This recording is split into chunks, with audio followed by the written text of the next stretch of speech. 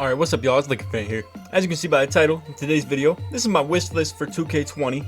Now, what we're gonna start off with, I'm gonna get straight into this. As you can see in the background, I'm gonna have like 3 or 4 different gameplays running for you guys. I'm just commentating over all this, and here's everything that I'm gonna put on the wish list. So I'm gonna have little captions at the top too for the titles that, and you know, just everything that I'm talking about. So to start off with, positives about 2K19. Now these are just like ideas that I thought were pretty cool and I hope to stay in the game. And it's not all of them, because obviously there's like a little bit more I like about this game than just the 4 things I'm going to talk about here. But I would say the wheel spin, that was a cool idea. That's just in general something that's like a nice, cool idea that I feel like should stay in the game. There's really no reason. There's literally no reason at all like it shouldn't be in the game. I just think that's pretty tight. Obviously, as 2K18 and 19 had getting badge progress in game, like Pro-Am and Park, that's cool too. I thought, now this is like something nobody's gonna care about, but I thought the whole VIP stats thing was kind of cool this year. It shows, you know, all your friends in comparison of like points per game, record, all that, and I thought that's pretty cool. As far as what I like about 2K19, gameplay wise, there's not much, bro. But like there's also not much I hate about it. There's just a lot. There's just not much that I do really like about it. But anyway, we'll just carry on with this. Those were like 3 things I really wanted to address. Now, moving on.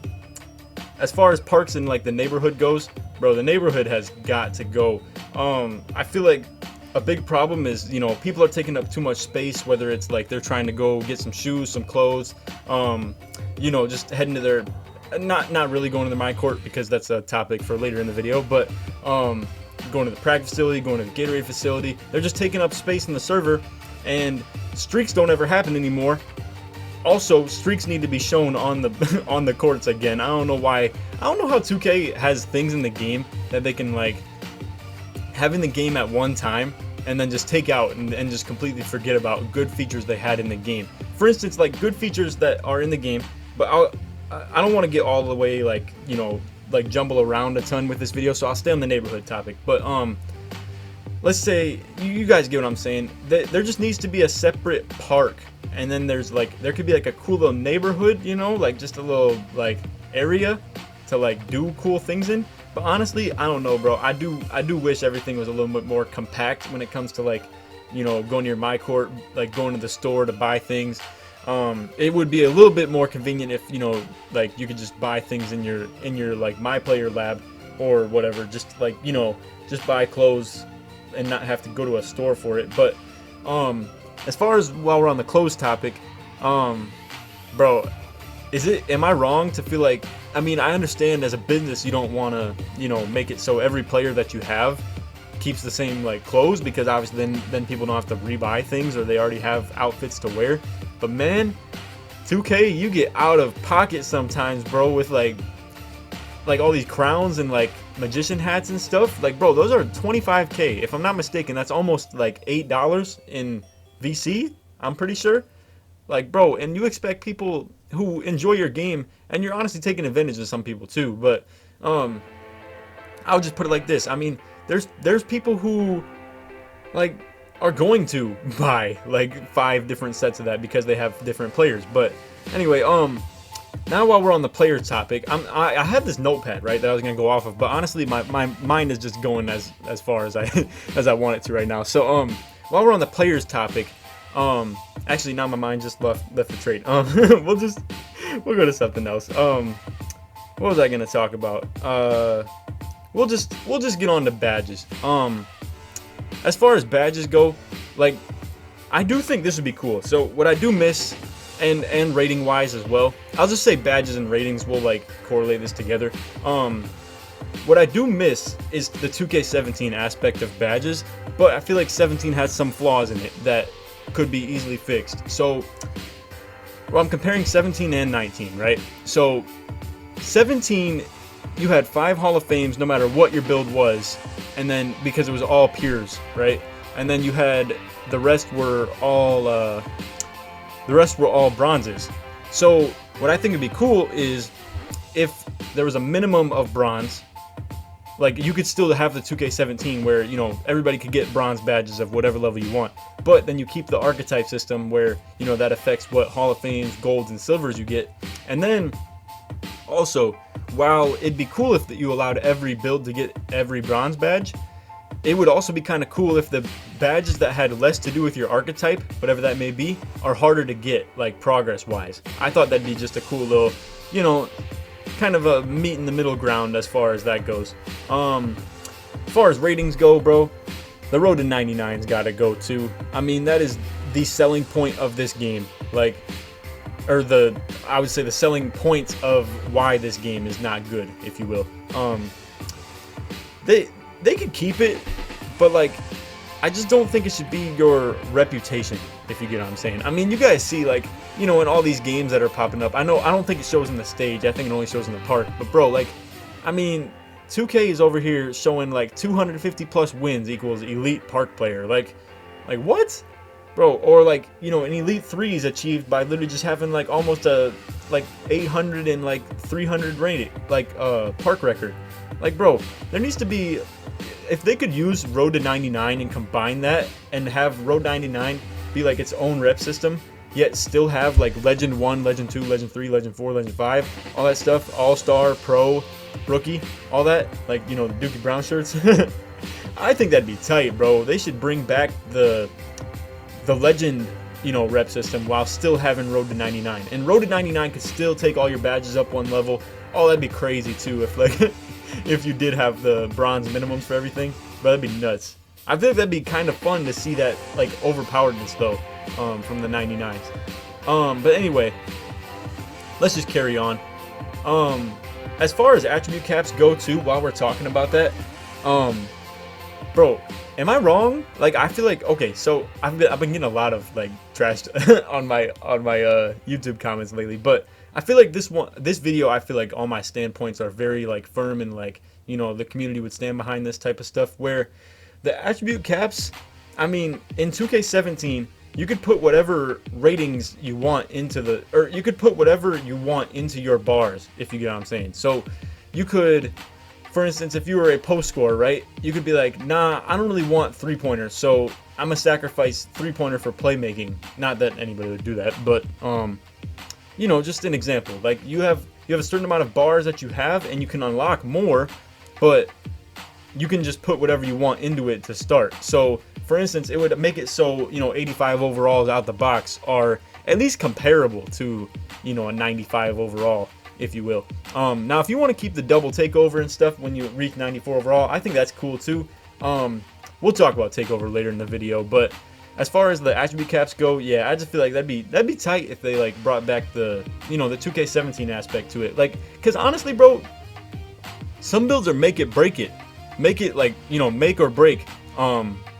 You know, depending on what rating they have. And honestly, I feel like that's another thing too that they could take out, is the whole needing 87 ball control precisely in 2K19 to speed boost, or like, I don't know, maybe that's tough though, because speed boosting is always going to be a thing in this game, and it has to be, or else, you know, it's just, playmakers are kind of screwed. As far as like, and then for like dunks too, it's kind of whack that, you know, like if it's going to be a minimum of 84 driving dunk or 85 driving dunk to get the contact dunks, I'm sure a lot of people who make slasher secondaries or like a lock primary / second really don't want to wait until they're 96 overall to be able to get contact dunks, 2K. And you really drive away a lot of your customers by doing that. Like, nobody's like, bro, when they find out that they gotta wait till 96 overall to do what they wanted to do with the build, bro, they're not playing this. They're not playing this trash. Like, nobody's going for that. So anyway, the point that I want to make that comes around to back to the topic is that if 2K would just make it so it was like it was in 17, where if I got a max of 99 driving dunk, right, I can just do that right away. And you know, like if my build has a max rating that I really want it to achieve, then I can just put it there right away. It would make pure play. It would make a play sharp or like just all those types of builds like way more useful. I just think that'd be a good feature that they could put in. I got one more topic too that's really interesting, and that is, and I know a lot of people are gonna hate this one, but rewarding bad players to encourage them to become good or better. Opponent strength is not worth it, bro. Like, and there's no reason for people to, there's no reason for, like, you know, these trash, like, amateur ones to play against any elite threes, bro. But like 2K, if you just gave, like, I know it's kind of lame to just give people, like, you know, a, what's the word, participation award, I guess, you know, but like if an amateur one is willing to play an elite three and understands what that's going to do for him, I think it should give him way more rep for even participating in the game. It would make it so streaks are much easier to achieve too. YouTubers and yada yada, just everybody in the game would be more entertained. And at the end of the day, I mean, if people still want to hop off the spots, if you give them incentives to, then that's their own decision. But you could at least give bad players like a good incentive to play, as in, like I said, give them more opponent strength. If they do win against them, their rep goes up a ton. And even if they don't win, they could still, like, maybe go up, you know, a solid increased amount. And then as far as their attributes go, and, you know, their attribute cap breaker, like, addition, you could give them so much opponent strength as far as rep goes. That'd be huge. But aside from that, I just wanted to talk about how, you know, streaking in 2K17 and 18, or streaking in 17 and every game before that, until 2K18 and 19 hit, where, you know, this road to 99 garbage came into play, and, you know, the parks and like the lack of park, and just they brought in the neighborhood. It's made it so streaking has, like, gone completely away. I addressed this earlier, but, you know, with the whole, like, people buying clothes and, like, you know, all that stuff, and, you know, how they should really even just make the streaks visible. That's kind of dumb too. But anyway, as far, like, no, but as far as that goes, it would, you know, it would be beneficial for, like, bad players to at least get a bonus to keep the parks alive. One more thing I wanted to talk about with that too. Sorry, I'm gonna have some stutters in this video. I'm going straight through for like 18 minutes. But nah, anyway, one thing I wanted to address was definitely a bounty system. I've mentioned this in videos in the past, how I feel like it would be really beneficial if a player who is very good in this game, right, could either put, like, you know, their own rep at stake. So, like, you could put 25,000 my points on the line, and if somebody comes and beats you, they get those, right? And if they lose, it's no problem. Like, it's still a regular game, but it would give more incentive for people to play you. Or for instance, if you're, I said with VC, but it'd be really tough, because then, like, I don't know, they need to have a max up for this, obviously, because then boosting and, like, you know, VC transfers are, like, very easy to do if that's the case. But I don't know, it'd be cool to put bounties in the game. You could at least even have, like, a 500 VC bounty where, like, say I'm on the 2v2 court, right, and I'm not getting games, and I'm just like, yo, I'm trying to speed this up, like, I'm trying to have more people more willing to play me. Boom, just put up like 1,000 or 500 VC on the line, and if they beat me, then I lose the VC, they win it. If they lose, they don't lose any VC, and I don't lose any VC. So boom, simple as that. I understand that gets kind of tough as far as boosting goes. I know it's kind of just a problem, but bear with me on that. That's actually a good idea in my opinion. So anyway, now we've reached kind of toward the end of the video. I have a lot of just thoughts at the end of my mind that, you know, I just wanted to kind of rapid fire propose to you guys. So let's just get on with that. Boosts, I feel like those should go back to being +5 on the ratings. Simple as that. I don't think there should be any discussion about that. I feel like it'd be pretty simple.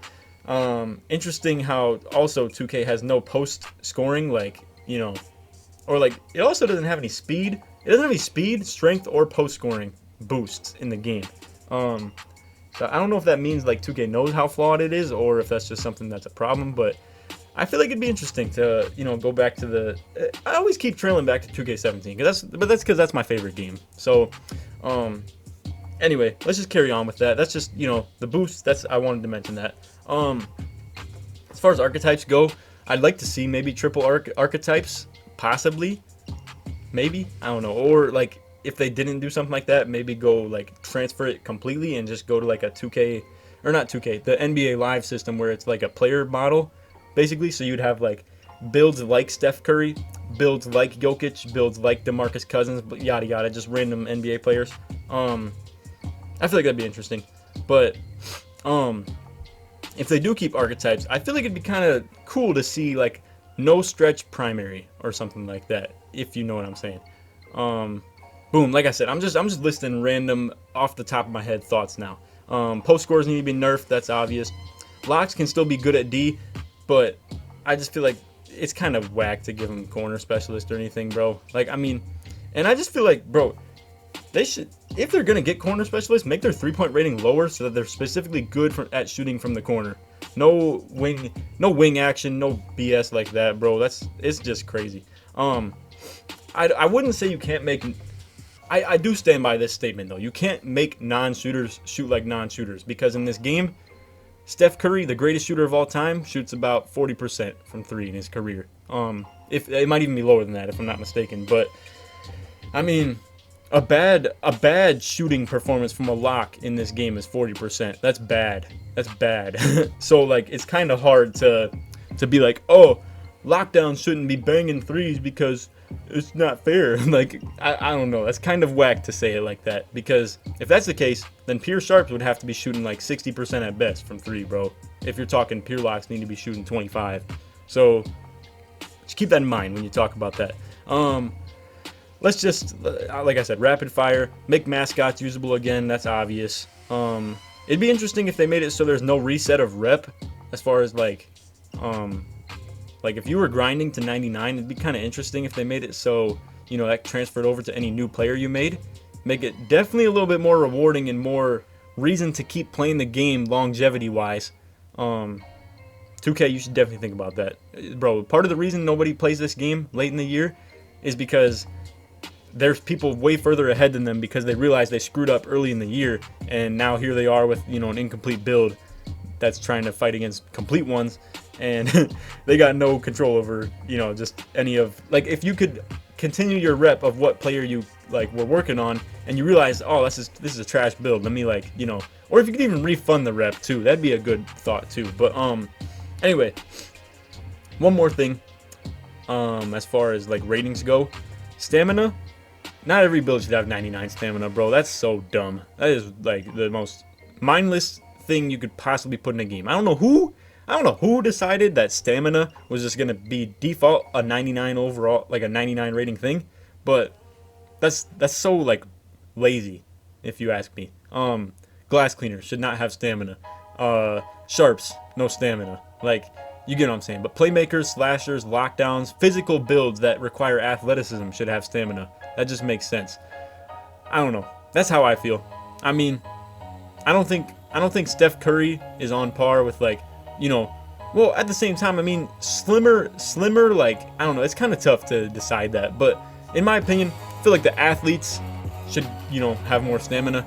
But at the same time, I understand, because if you don't give a sharp bruiser, then I mean, it's not like, you know, they will decrease their stamina if they're playing against physical players. But I don't know, just something to think about, 2K, as far as stamina goes. I just feel like, I understand, like, I would put it like this, especially, it's not so much the Steph Curry thing, it's more like the Shaqs and, like, you know, gigantic bigs, like, should not have 99 stamina if, like, you know, dudes like Jimmy Butler and Kawhi have 99.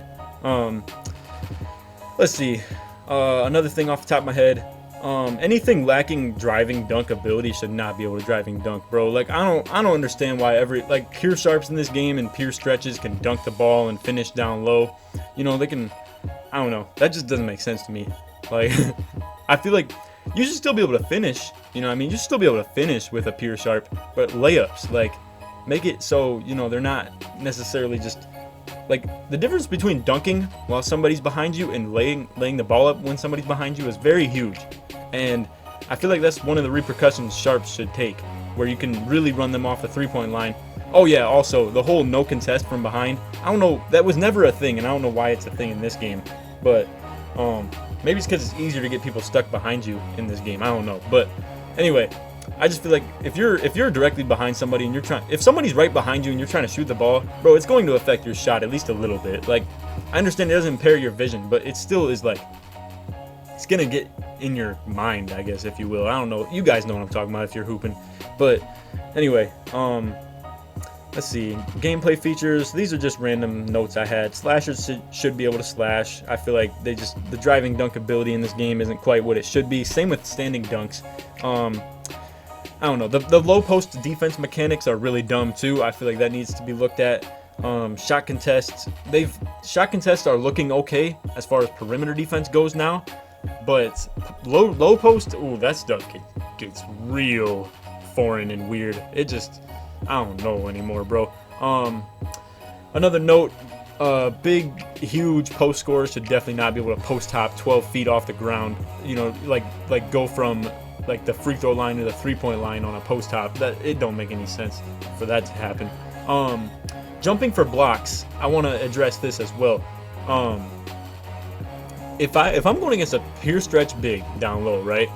Not that I hope a pure stretch is in the game next year. I hope that's not the case. But if I'm going against a really unathletic build who has no good block rating, no vertical, no nothing, if that dude jumps one time and I get him on a pump fake, that dude should not have the stamina or the athletic ability to jump again and affect my dunk. If I'm an athletic finisher big man, like that should not be a thing, bro. Like if this dude's gonna jump, he has to really, really trust himself and time that perfectly. That's how I feel about that. But LT protect dribble, it should be useful but not overpowered and broken. I mean, you literally can't lose the ball if you're holding LT in this game. So anyway, that's just.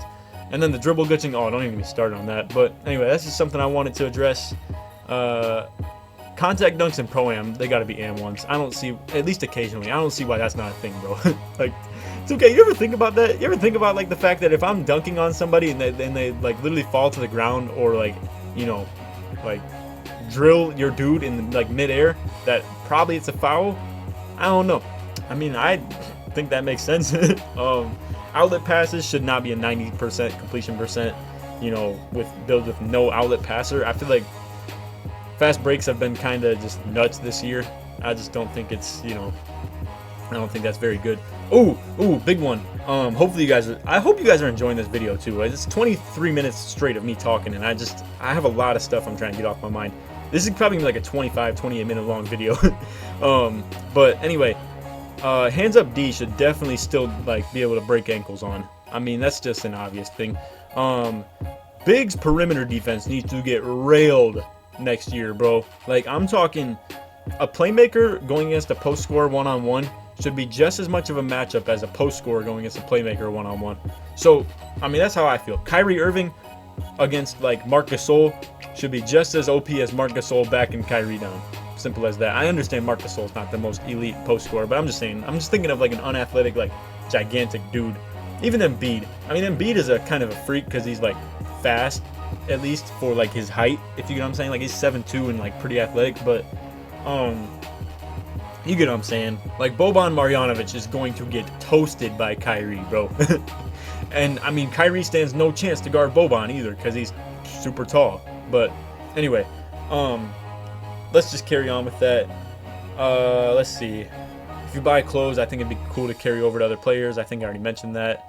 Ooh, 1v1 court and 2v2 court. Okay, so 1v1 court could be very cool to have like a restriction on it. I know a lot of people have already talked about that in the community. You know, just like it'd be cool to, you know, have it be backcourt and front court restricted to where small forwards, power forwards, and centers could play against each other. And then point guards and shooting guards could play against each other. And then for 2v2, 2 different sets of 2s courts would be great. Like, bro, I just feel like, now, I don't think 2K did the right thing in 2K17 when they, you know, switched, you know, every 2v2 court from make it, take it to losers out. I think what they should have done, but they didn't have it set up properly because in Rivet there was only one 2v2 court. But if there was like 4 courts of 2s, right, and there was 2 sets of make it, take it, 2 sets of losers out, boom, I feel like that's perfect solution. I mean, at that point, you have your post scorers playing on make it, take it, you know, with the lockdowns and stuff. And then on the losers out, you have your, you know, slashers or more athletic builds or shooters. Definitely. Like, I mean, that's going to benefit them because 3 points in a possession is still a bigger deal than, you know, like in make it, take it, you can score 2 every single play and you're good. In losers out, you might still lose a game if you go. You could possibly lose a game. You know what I mean? If you score every single point, but it's all 2s, and then the other team has more 3s than you. Simple as that. So it would just be beneficial. Everybody could play on whatever court they want. You know, whatever suits their archetypes and whatever that may be. Other than that, TakeOver needs to get taken out of the game, dog. Or at least like taken back to where it was in 17, where like I don't even remember what 18 was like. I really don't. I think it was just, yeah. If I'm not wrong, I don't know. I don't remember what 18 had, but it could at least go back to the Grand Badge in 2K17. That's at least what they could do. And then one last thing, the very last thing, and then I hope you guys did enjoy this video. If you have enjoyed it, please drop a like. Subscribe if you knew all that good stuff. I hope to do more like interesting videos like this. I'm kind of straying away from the gameplay like a little bit, but I'm still gonna get back on that. But anyway, one last thing, inbounders. Okay, so this is a very highly debated topic. I was talking to my dude Kitchen about it, and what he thought, and I thought this was a genius idea, move the inbounder back to half court. Okay, so I mean in 2v2 it gets kind of dicey because like you never know, maybe like, you know, at least move him back deep to where, but in 3v3 move him to half court to where a shooter can't really use him as like a screener, you know what I mean? Like make it too deep for even sharps to like be able to shoot off of, if you will, and you can just go under everything because he's way out of his range if the sharp's behind him. So it'd be a win-win. You can come back behind the inbounder and you can still get a free check ball. Like, you know, nobody's gonna follow him all the way back to half court, but if they do, okay, so then check this out too. I do feel like it would also just improve, like, you know, like I said, the sharps not getting so many easy shots off the inbounds and just cheating like that. So let me know what you guys think of that. Shout out to Kitchen for that idea too. That was a really good one. But yeah, anyway, that's all for the vid. I hope you guys enjoyed. This video got to like 27-ish minutes or something like that. And I'm tired, bro. I've been talking for 27 minutes straight with no cuts. I thought I was gonna cut in this video too, but anyway, that's all for the vid. Like I said, I hope you guys enjoyed. If you did, feel free to drop a like, sub if you knew all that good stuff. Check out some different videos too. I've had tons of cool introspective videos, you know, just like debates or whatnot. The Giannis mixtape was fire too. Just check them out if you're new to the channel. I would appreciate it. Anyway, other than that, like I said, if we can get this a couple hundred likes, that'd be great. If you made it to the end of the video, let's put let me think. Put YouTube in the comments if you made it to the end of the video, just to let me know if you made it all the way 28 minutes into this thing. But anyway, like I said, just leave YouTube in the comments if you made it to the end. Other than that, hope you guys enjoyed. Take it easy, man. Peace.